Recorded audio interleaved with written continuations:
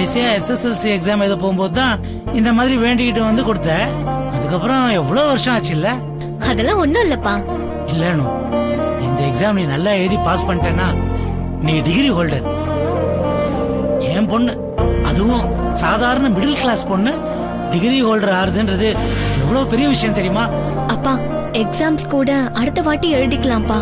ஆனா லண்டன் போற சான்ஸ் திரும்ப கிடைக்காதுப்பா. கிடைக்கிட்டு போனா பரவாயில்லம்மா.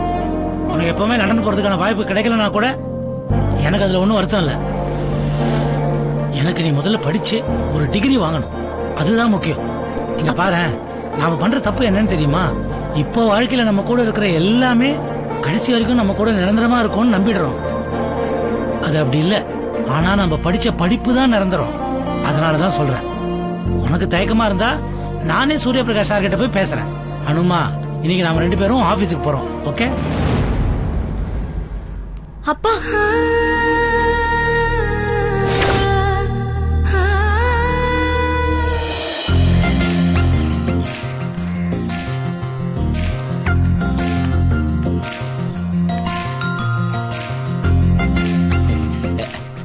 அனு, கங்க்ராச்சுலேஷன்ஸ். இல்ல சம்பத், லண்டன் போறது கேன்சல் ஆயிடுச்சு. ஐயோ, என்னடி சொல்ற? கேன்சல் ஆயிடுச்சா? ஏண்டி?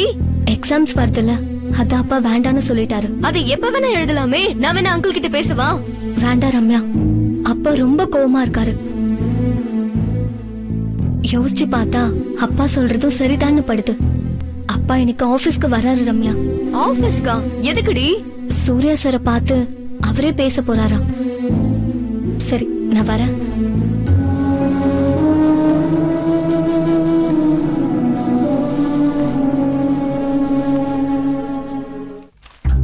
புஷ்பா, ஆட்டோக்கு ஒரு 100 ரூபாய் வேணும், சில்லறையா கொடு.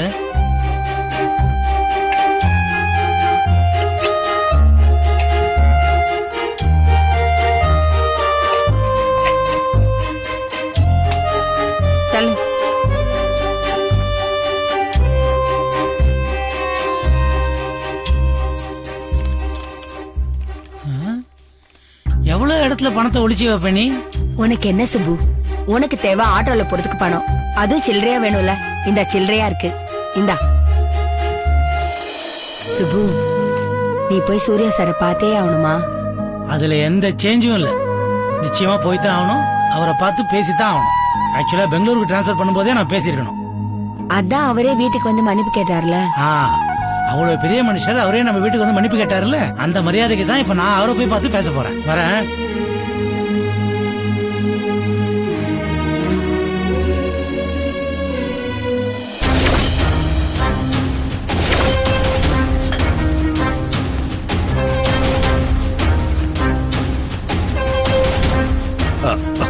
யோ, இந்த லோயர் மிடில் கிளாஸ் ஆளுங்க கிட்ட பழகி பழகி என் லெவலே லோ ஆயிடுச்சியா.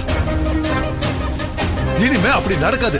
என்ன இருந்தாலும் நாம ஹை லெவல் தாயா. என்னது, சிக்னல் கிடைக்கலையா? யோ, நான் எப்பவுமே ஹை லெவல்னு சொன்னையா. Hello hello hello, கேக்குதாயா?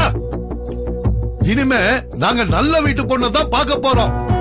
ஹலோ, புரியுதா? நல்ல வீட்டு பொண்ணை தான் பார்க்க போறோம்னு சொன்னையா. யோ, எழுதி வச்சுக்கயா, நல்லா எழுதி வச்சுக்க.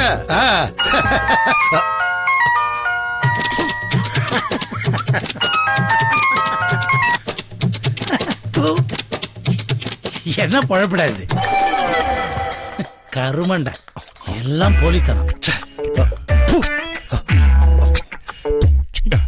மாமா, என்ன நீங்க இங்க இருக்கீங்களா?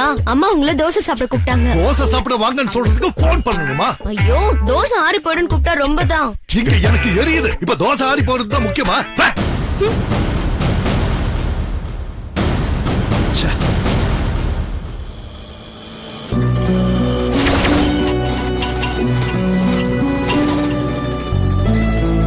என்னங்க ஆச்சு? சார், கேஸ் காலி ஆயிட்டு இருக்கு சார். இதெல்லாம் முன்னாடி செக் பண்ணி வைக்க மாட்டீங்களா? இங்க கேஸ் ஸ்டேஷன் எதா இருந்தா சொல்லுங்க சார், அப்படியே போட்டு போயிடலாம் சார். என்ன பேசுறீங்க நீங்க? நான் என்ன இந்த ரூட்ல டெய்லி ஆட்டோவா ஓட்டிட்டு இருக்கேன்? இங்க பக்கத்துல எங்க கேஸ் ஸ்டேஷன் இருக்குன்னு தெரியறதுக்கு. என்ன சார் நீங்க? இந்தாங்க, இதை வச்சுக்கோங்க. Sorry sir. பரவாயில்ல, நாங்க வேற ஆட்டோ பாத்துக்கிறோம். நீங்க என்ன பண்ணுவீங்க? பாவம். வாமா.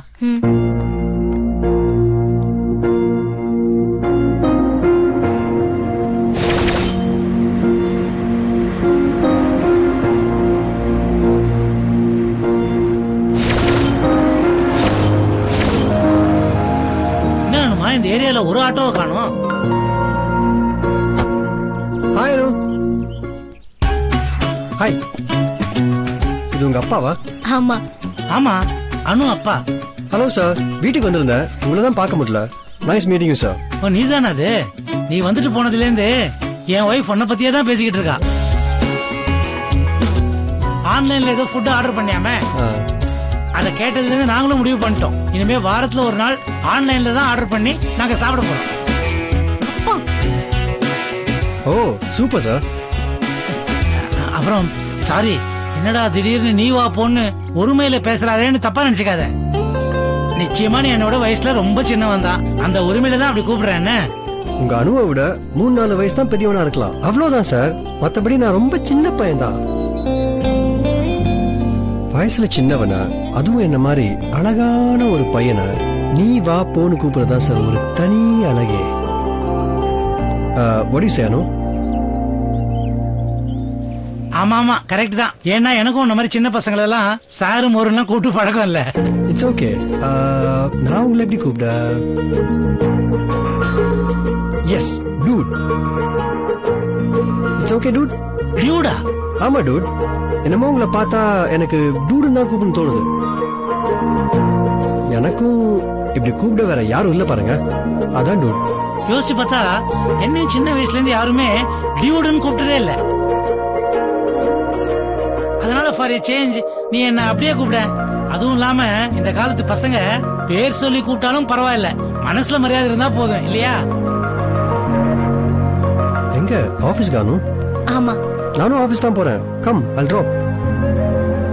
வேணாம் வேணாம், எதுக்கு உனக்கு வீணா சிரமம்? நாங்க ஆட்டோ பிடிச்சு போய்க்கிறோம். டூட், என் கார்ல வந்தாலும் அதே ஆபீஸ் தான் வரும். வாங்க, வேணா ஆட்டோ கொடுக்கற சார்ஜ் எனக்கு கொடுத்துருங்க. வாங்க போலாம். Let's go. வாங்க.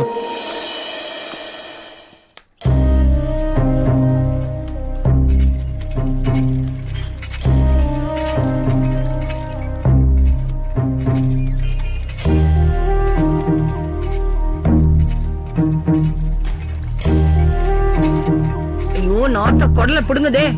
5 நிமிஷம் கூட நிக்க முடியல. என்னென்ன வியாதி வர போதோ. ஐயோ, நீ நிக்கவே முடியல, நாத்த குடல புரட்டுது.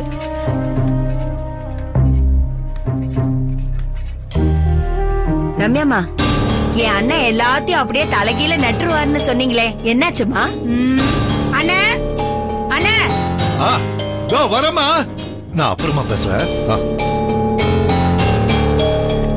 எல்லாம் பேசியாச்சு, எவ்வளவோ எடுத்து சொல்லிட்டேன். கார்பரேஷன்ல ஒருத்தம் கூட என் பேச்ச காது கொடுத்தா கேட்க மாட்டேங்கிறான். அதனாலதான் நான் எம்எல்ஏ கிட்ட பேசலான்னு முடிவு பண்ணிருக்கேன். எம்எல்ஏவா? இந்த குப்பால்ற விஷயத்துக்கு எம்எல்ஏ கிட்ட போணுமா? நம்புற மாதிரியே இல்லையே.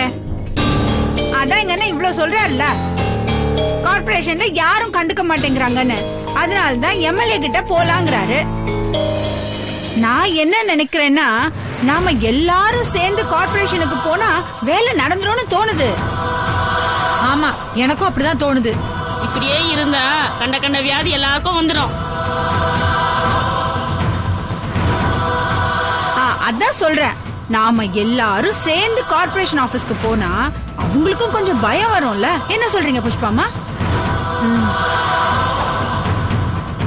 அது மட்டும் இல்லாம நீங்க ஏற்கனவே போன அனுபவமும் உங்களுக்கு இருக்குல்ல. நாங்க எல்லாரும் உங்க பின்னாடி வரோம் புஷ்பாமா. எல்லாரும் ஒன்னா சேர்ந்து போய் சத்தம் போடுவோம். நம்ம புஷ்பா தான் நமக்கு தலைவர். என்ன? ஐயோ, தலைவரா? என்ன சொல்றீங்க நீங்க எல்லாரும்? ஆமா ஆமா ஆமா, இந்த வாட்டி புஷ்பா தான் தலைவர். இந்த தடவை நாங்களும் கூட வரோம். ஆமா, நாங்களும் கூட வரோம். இந்த தடவை சும்மா விடக்கூடாது. போன தடவை நான் போறப்போ நீங்க எல்லாரும் இப்படி வந்திருந்தா இவ்வளவு பிரச்சனையே வந்திருக்காது. அத விடுங்க புஷ்பா, இப்ப நாங்க எல்லாரும் உங்க பின்னாடி வர தயாரா இருக்கோம். உங்களை தலைவராவே எல்லாரும் ஏத்துக்கிட்டாங்க. இப்ப என்ன பண்ணலாம்னு சொல்லுங்க. ஆமா, நாங்க தலைவர் சொன்னா அப்படியே கேட்போம். ஆமா, சாமி கண்ணு காலனி தலைவர்னா அந்த கார்பரேஷனே மிரளணும். நம்ம தலைவர் தலைமையில கார்பரேஷன்ல ஒரு பெரிய போராட்டமே பண்றோம். அப்ப தெரியும் தலைவர்னா என்னன்னு. சரி சரி, கார்பரேஷன் ஆபீஸ் திறக்க இப்படி 10:30 மணி ஆயிடும். நம்ம அப்புறமா போலாம். சரிங்க புஷ்பாமா, நீங்க முதல்ல தண்ணிய புடிங்க. அது புடிங்க புஷ்பாமா. என் பொண்ணு லண்டனுக்கு போறா, அந்த வேலையெல்லாம் வேற இருக்கு. லண்டன்ல இருந்து உங்களுக்கு எல்லாம் என்ன வேணும்னு சொல்லுங்க, வாங்கிட்டு வர சொல்லிடுறேன்.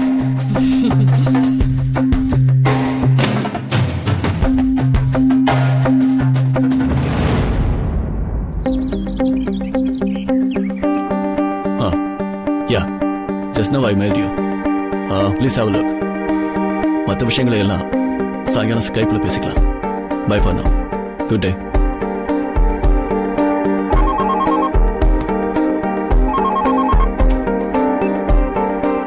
Yes.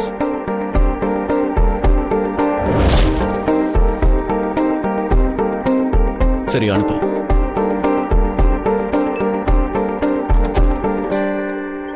May I come in, sir? Yes, come in. வாங்க சார்.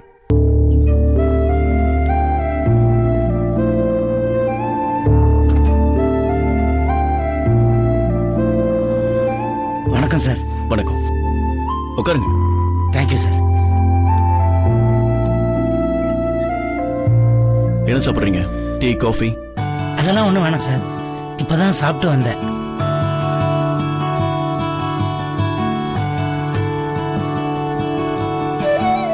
எப்படி இருக்கீங்க சார்?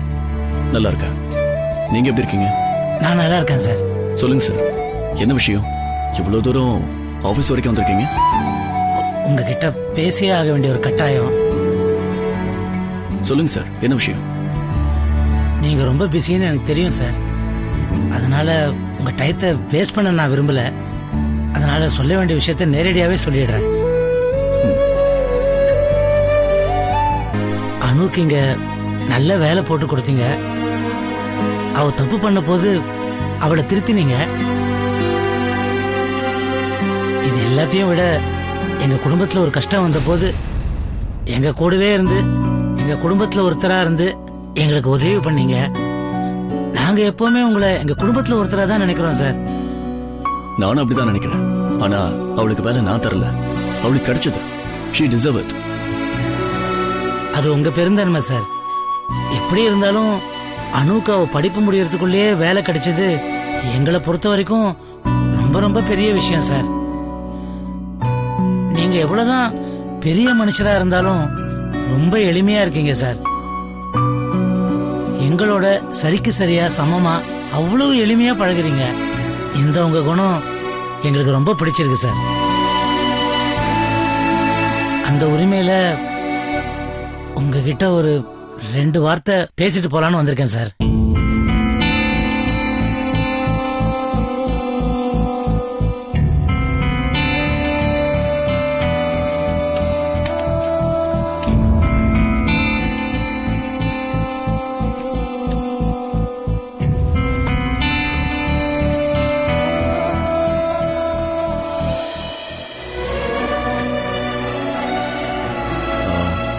நான் வேணா அனுவை வெளியே இருக்க சொல்லவா? இல்ல சார், வேணாம். அனுவும் இங்கே இருக்கட்டும். வேலைக்கு சேர்ந்த கொஞ்ச நாள்லயே அனு எல்லா வேலையும் கத்துக்கிட்டாங்கிறதுல எங்களுக்கெல்லாம் ரொம்ப சந்தோஷம் சார். அவளோட திறமை, விடாமுயற்சி இதெல்லாம் தான் காரணம். கூடவே அவளுக்கு வேலையில இருக்கிற ஆர்வம் தான் இன்னைக்கு அவளை லண்டனுக்கு கூட்டிட்டு போக போகுது.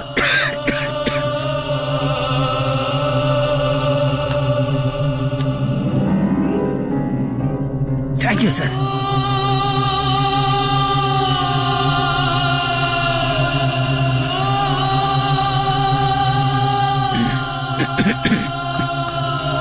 உண்மைதான் சார். இந்த சின்ன வயசுலயே இந்த மாதிரி ஒரு வாய்ப்பு கிடைச்சதுக்கு அனு ரொம்ப கொடுத்து வச்சிருக்கணும். எங்களுக்குமே இதுல ரொம்ப சந்தோஷம் தான் சார். ஆனா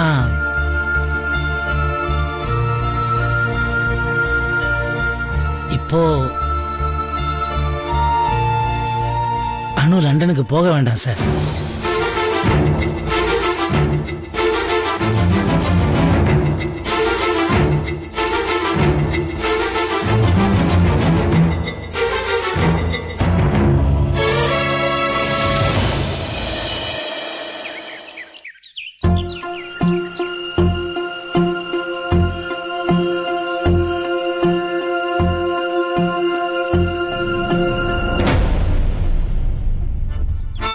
முதல்ல நம்ம டமாரு தாத்தாக்கு ஒரு காது மிஷின் ஒண்ணு வாங்கி கொடுத்துருவோம்.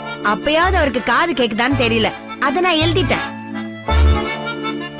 எல்லாரும் சொல்லுங்க என்ன வேணும்னு. பிரேமாக்கா உனக்கு என்ன வேணும்?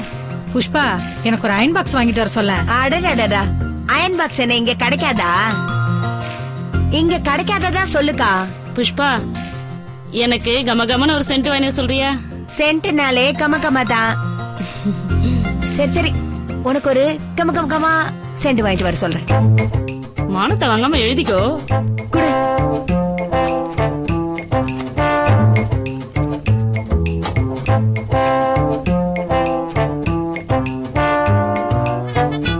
ரமேஷானா உனக்கு என்ன வேணும் சொல்லு. ஒருவேளை அனு ராணியோட அரண்மனையை பார்க்க போனானா அந்த அரண்மனையோட நல்ல போட்டோ ஒண்ணு வேணும். அரண்மனையோட போட்டோ சரியா பக்கிங்காம் போட்டோன்னு எழுதிக்க புஷ்பா. எது பக்கியா? சரியா சொல்லு. ஐயோ பக்கிங்காம் பேலஸ். ஒவ்வொரு எழுத்தா சொல்லனே. பா இக் கி இன் கா இம் பக்கிங்காம் பேலஸ். எழுதியாச்சு. மீரா மேடம், அனுவோட அப்பா சுப்பிரமணி வந்திருக்காரு. சுப்பிரமணி சாரா? ஆபீஸ்க்கா? ஏன்? சின்னதா பத்த வச்சுட்டு வந்தேன், சூடு தாங்க முடியாம ஓடி வந்திருக்காரு. இப்போ சூர்யா சார் கூட பேசிட்டு இருக்காரு. பங்கஜ் லண்டன் போறத பத்தியா? குட். அதுக்கு சூர்யா சார் ஒத்துக்கணுமே. எனக்கு என்னமோ. Wait and watch Meeraji. அனுவோட ஜாதகப்படி இப்போதைக்கு அவளுக்கு வெளிநாட்டு பயணம் கிடையாது. அப்போ நாம பயணம் இனிதாக அமையட்டோன்னு விளம்பரம் தர தேவையே இல்லல்ல.